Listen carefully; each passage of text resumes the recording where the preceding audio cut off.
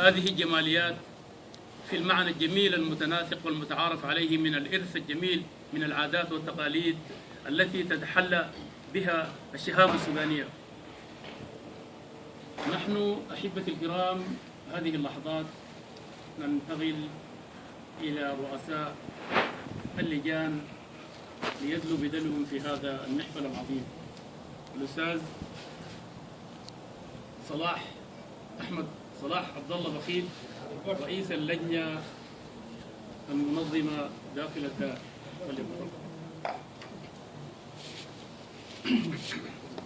بسم الله الرحمن الرحيم والصلاة والسلام على رسول الله الأمين صلى الله عليه وسلم.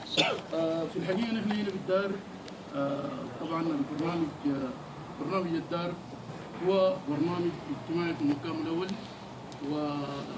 وأنشئت الدار فيه متعاونين في السراء والضراء، و يعني حتى الناس اخواننا بيفلسوا من المجموعه بيكونوا مرتبطين بها وجدانيين. في عزاء بيضربوا من السودان، بيضرب حتى لو نقلوهم من المجموعه بيجي بيضربوا من المجموعه، بيتواصلوا في المجموعه وكذا. وده هدفنا، يعني احنا ما عندنا، نحن هنا لا حزبيه لا